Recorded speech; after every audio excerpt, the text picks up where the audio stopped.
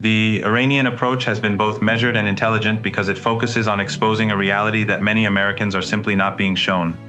There is a significant gap between what is happening on the ground in this region and what is being presented to the American public. The more that gap becomes visible, the greater the political pressure on the White House. I also believe the recent leaks coming out of Washington should be viewed in that context. Many people assumed they were simply embarrassing for the administration, but I think there was another purpose behind them. Yes, they acknowledge that the situation is far from favorable for the United States, but at the same time they appeared designed to soften the impact. They presented the conflict in a way that suggested there had been at least some tactical successes, even though I don't believe the evidence supports that conclusion. In my view, the objective was to prepare the American public for disappointing realities without revealing the full extent of the challenges facing Washington. Governments often try to manage expectations during difficult conflicts, and I believe that's exactly what happened here. Instead of presenting the complete picture, they offered a version that made the situation appear serious, but not nearly as serious as it actually is. That distinction matters because public perception plays a major role in shaping political decisions, especially when military operations fail to deliver the results that were originally promised. When it comes to Iran's military capabilities, I want to be careful about what I claim. I'm obviously not part of Iran's military or intelligence establishment, so I don't have access to classified information, and I won't pretend otherwise. But based on what we have seen over the course of this conflict, one conclusion is difficult to ignore. Iran appears to possess an extraordinary level of intelligence gathering. There are several indicators that point in that direction. Reports suggesting that the US military has considered restricting or even confiscating the cell phones of American personnel stationed in places like Jordan are particularly revealing.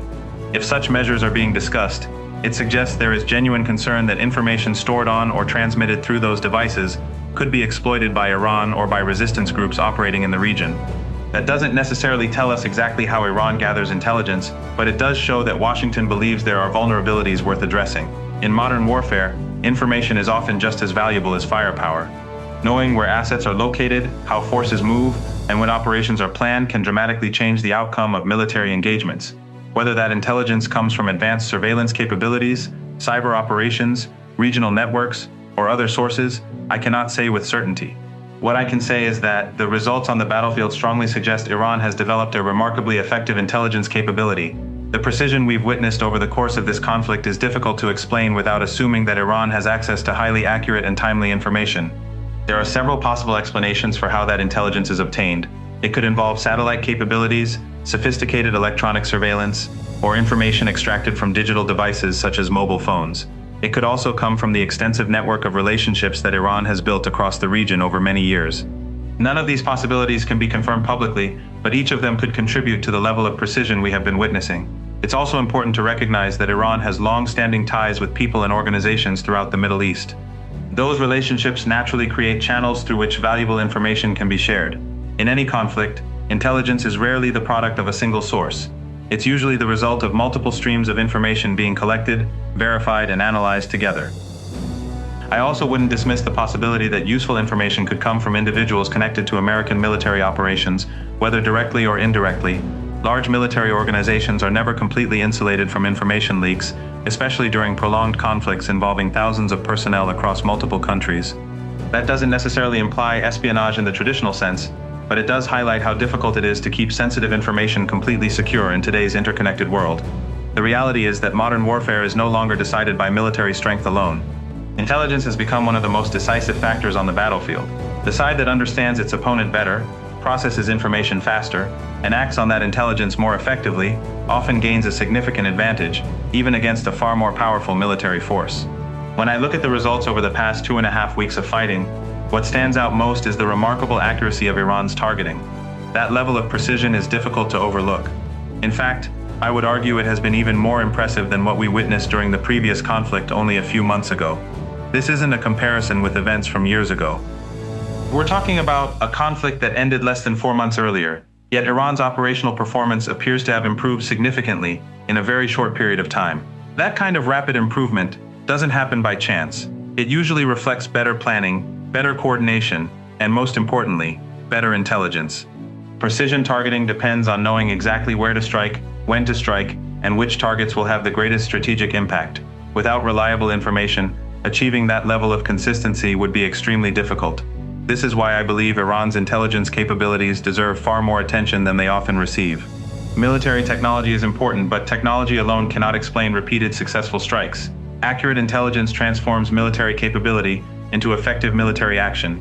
It allows decisions to be made with confidence rather than guesswork, and it significantly increases the effectiveness of every operation. From what we've seen, Iran has demonstrated that its ability to collect, analyze, and act on intelligence has advanced considerably. Whether those improvements came from technological innovation, stronger regional coordination, or entirely different methods is impossible for me to say. What can be observed, however, is the outcome, and the outcome suggests a level of operational effectiveness that many observers did not expect. At the same time, I think it's important to recognize the limits of what anyone outside the intelligence community can honestly claim. I can analyze events, examine publicly available information, and draw conclusions based on the results we see, but I cannot tell you exactly how Iran gathers its intelligence or what specific capabilities it possesses. Those details are naturally among the most closely guarded secrets of any country. What I can say is that military performance often tells its own story.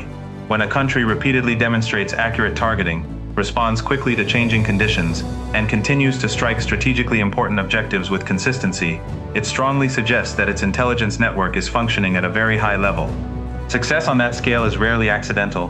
That is why I believe many observers underestimate this aspect of Iran's capabilities.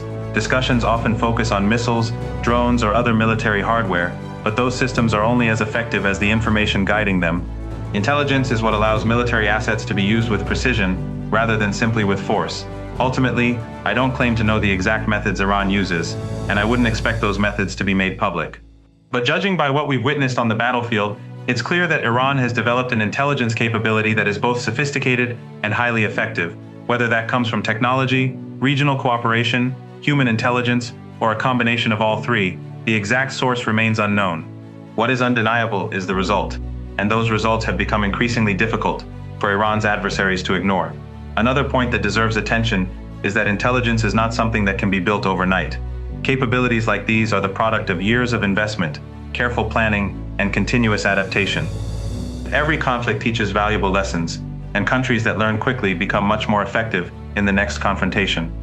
Looking at Iran's recent performance, I think it's reasonable to conclude that it has studied previous conflicts very carefully and used those lessons to strengthen both its intelligence gathering and its operational planning.